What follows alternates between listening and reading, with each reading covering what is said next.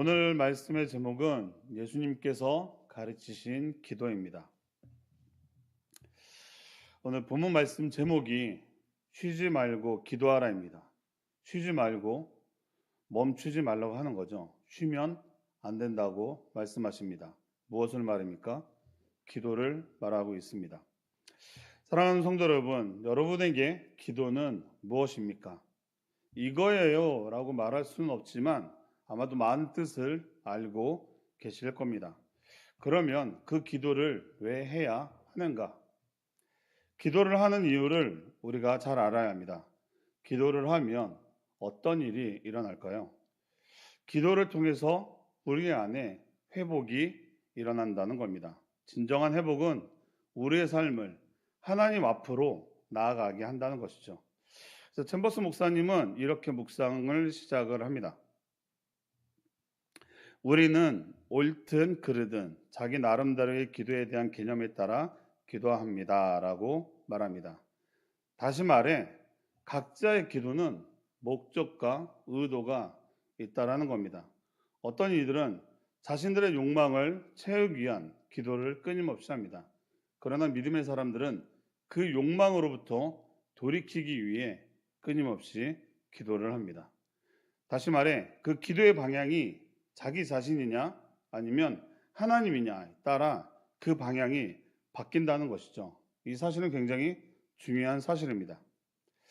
제가 이제 어떤 뉴스를 봤는데요. 요즘 교회에서 기도의 시간을 갖자고 하며 교회에 모입시다라고 광고를 하면 어떤 자기 자신이나 가족들을 위한 기도의 자리에는 많은 사람들이 나오는데 예수님의 십자가를 기억하며 그 고난에 동참합시다라고 말을 하는 그런 광고 가운데서는 성도들이 많이 준다고 얘기를 하더라고요. 그러니까 자신의 목적이 어디를 향하고 있느냐에 따라 그 기도의 모습이 달라짐을 알 수 있는 부분입니다. 그래서 묵상에 이런 표현이 있습니다.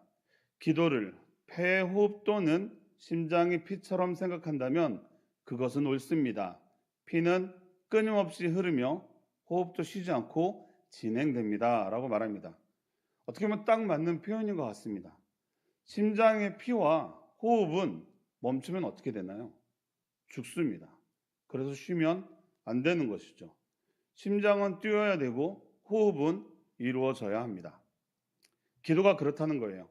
기도는 우리의 호흡이라고 하는데 우리는 너무나 많이 자주 멈추고 있지 않으신가요? 어떻게 보면 이 새벽 예배 나오는 이 1시간으로 23시간의 삶을 살아가고 있다는 겁니다. 여러분, 기도는 관계입니다.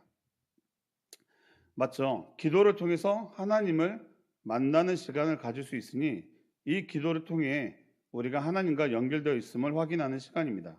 그런데 그 관계 맺기를 너무나 소홀히 하고 있다는 것이죠. 그래도 목사님, 우리 교회는 하루에 새벽 예배, 줌 기도에 2시간은 기도하는 것 같아요 라고 말씀하실 수도 있습니다. 물론 그 시간도 드리지 못하는 분들도 있습니다. 그런데 여러분, 가족도 하루에 2시간만 보면 어색해집니다. 우리가 하나님 아버지라고 부르잖아요.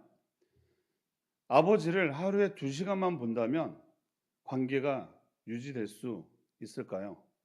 반대로 관점을 좀 돌려서 하나님이 24시간 중에 2시간만 우리에게, 여러분에게 시간을 내어주신다면 우리가 그 시간을 어떻게 맞출 수 있을까요? 사랑하는 성도 여러분, 기도의 또 다른 뜻은 하나님의 생각에 나를 맞추는 것이라고 합니다. 하나님의 생각을 알기 위해선 쉬지 말고 하나님과의 관계성을 가져야 한다는 것이죠. 그게 기도입니다. 그래서 챔버스 목사님이 또 이렇게 표현하고 있습니다.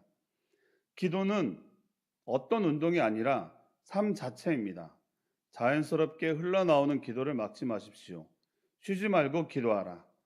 당신의 마음이 언제나 하나님께 있는 가운데 어린아이와 같이 저절로 나오는 기도의 습관을 유지하십시오 라고 말합니다. 기도는 어떤 운동이 아니라 삶 자체입니다. 삶 자체라는 말은 하나님과 온전한 관계 가운데 들어가지 않으면 우리의 삶은 병들기 시작한다는 겁니다. 우리가 호흡이 안 되어지면 어떻게 되나요? 삶을 살아갈 수가 없죠. 호흡이 조금만 부족해도 걷기도 불편하고 항상 멍한 상태를 유지하게 됩니다. 그렇게 살아가게 되면 일상의 삶을 살아갈 수 없게 되는 것이죠. 심장의 피는 어떻습니까? 심장이 멈추면 삶도 멈춥니다. 심장이 느리게만 움직여도 숨이 차서 일상생활이 굉장히 방해를 받습니다. 그래서 그 심장 안에 생명의 피가 부족하거나 마르게 되면 삶을 멈추게 됩니다. 그래서 호흡과 심장의 피는 멈추지 말고 쉬지 말고 제 기능을 해야 한다는 것이죠. 여러분, 기도가 그렇습니다. 기도가 우리의 삶 가운데 빠져 있거나 멈추면 하나님과의 관계가 단절된다는 겁니다. 영적인 호흡이 멈추게 되면 영적 죽음에 이르게 된다는 것이죠. 우리는 이 사실을 두려워해야 합니다. 그런데 많은 성도님들이 이 사실을 외면하고 있다는 사실입니다. 여러분, 하나님과의 관계의 시작은 기도입니다. 이 기도를 멈추지 않도록 우리는 해야 합니다. 그래서 어린아이라는 표현을 하십니다. 어린아이는 계속 묻죠. 물어도 되나 안 되나 생각하지 않고 계속 묻습니다.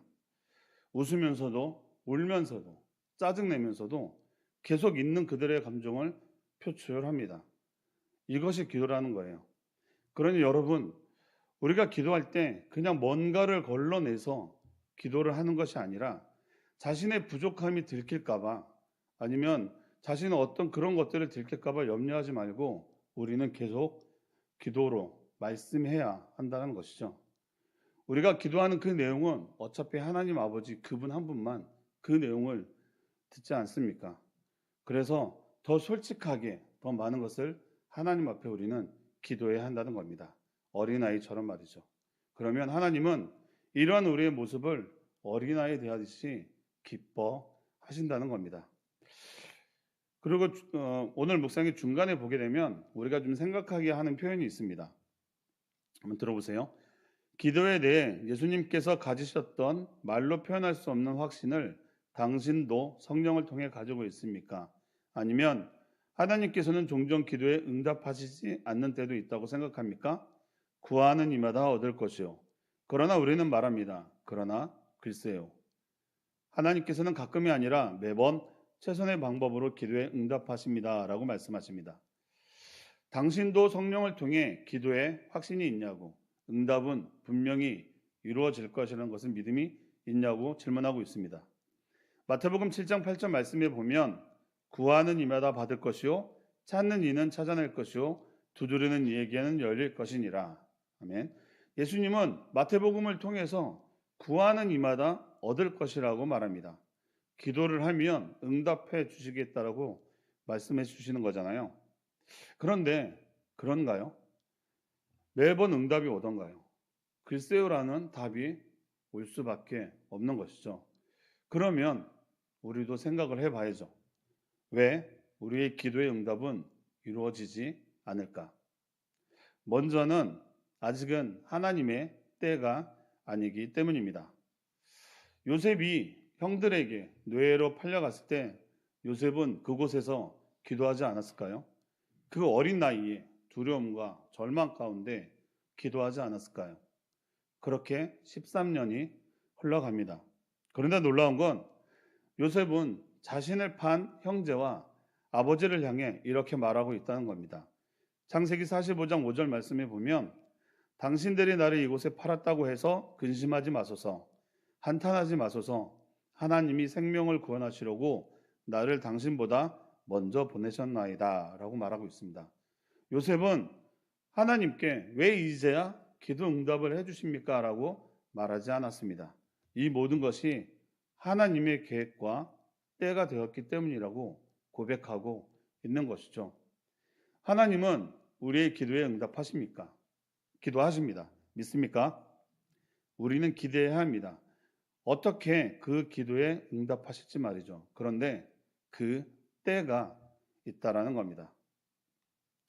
그리고 하나님은 잘못된 기도에 대해서는 응답하시지 않음을 볼 수 있습니다. 그 기도의 응답을 통해 하나님과 멀어지거나 아니면 자신이 높아지거나 자신의 유익을 위하는 기도에는 응답하시지 않는다는 것이죠. 사랑하는 성도 여러분, 여러분은 어떤 기도를 지금 오늘 하고 계신가요? 하나님과의 관계를 더 확장하기 위한 기도입니까? 아니면 내 유익을 위한 확장을 위한 기도를 하고 있습니까? 저도 예전에 잘못된 기도를 잘한 기도라고 했던 적이 있습니다. 바로 이런 기도였죠. 제가 예전에 가게를 좀 운영한 적이 있었는데, 하나님, 제가 하는 사업이 잘 되게 해주세요. 그러면 제가 헌금도 많이 하고 어려운 사람도 돕고 그렇게 되면 하나님의 이름도 높아질 것 아닙니까? 라는 기도를 했던 기억이 있습니다. 어떻게 보면 내 상식에 근거한 기도였던 것이죠. 이 정도는 해주시겠지 하는, 지금 생각해 보면 굉장히 어리석은 기도였던 것 같습니다. 어떻게 보면 그럴 수 있는 거 아니야? 하는 분들도 있을 겁니다. 그렇다면 우리는 그 내용에 대해서 돌이켜야 합니다. 왜냐하면 내가 지금 가지고 있는 최소한의 것으로도 하나님을 위해, 이웃을 위해 사용하고 있지 않기 때문입니다. 이런 사람은 많이 줘도 부족하다고 안 할 것이 뻔하기 때문입니다. 그게 저였던 것이었습니다. 그러니 기도응답이 이루어질 수 없는 것이죠. 정말 상황이 안 돼도, 형편이 어려워도 하나님을 위해 일하고 헌신하고 돕는 자들은 말하지 않아도 하나님은 다 아시고 축복해 주시더라고요. 여러분도 말하지 않아도 하나님은 우리의 필요를 다 아신다는 것을 알고 계시죠? 하나님이 다 아실 수 있는 건 우리가 기도하고 있기 때문이고, 그것도 쉬지 않고 그 기도가 삶 전체를 이끌어가고 있기 때문입니다. 이런 질문도 있으시겠죠. 그럼 쉬지 말고 기도하라 했으니 그러면 하루 종일 말을 하면서 생활하라는 것입니까? 하루 종일 어떻게 하나요? 라는 질문도 생길 수 있죠. 그래서 오늘 챔버스 목사님 묵상 표현에 이런 표현이 있습니다. 우리가 호흡하고 심장이 뛰고 피가 흐르게 하는 것은 우리가 의식하지 않아도 진행됩니다. 라고 말합니다. 이것입니다. 말을 계속해야지만 기도가 아니라 우리의 삶 가운데 하나님을 의식하고 산다는 것. 그것이 하나님과 함께 관계를 맺고 있다는 사실이며 호흡하고 있다는 사실입니다. 그것이 기도이고 그것이 기도의 삶입니다. 우리 새움놀이 공동체가 그 삶을 살아가기를 원합니다. 말씀을 마무리하겠습니다. 사랑하는 성도 여러분, 우리가 삶을 살아가다 보면 정말 중요하게 기억해야 하는 기도의 모습이 있는데요. 바로 예수님의 겟세마네 기도입니다. 겟세마네 기도란 피가 땀이 되도록 기도하는 자리였습니다. 그렇게 기도함으로 예수님은 십자가를 질 수 있게 된 것입니다. 그 십자가 자리는 수치의 자리이며 모욕의 자리이며 저주의 자리였습니다. 그렇게 기도하지 않으면 갈 수 없는 자리였습니다. 그렇게 기도하심으로 그 십자가를 질 때 그 십자가의 자리는 소망의 자리가 될 수 있었습니다. 여러분, 우리가 이런 기도의 자리를 대면해야 할 때가 있습니다.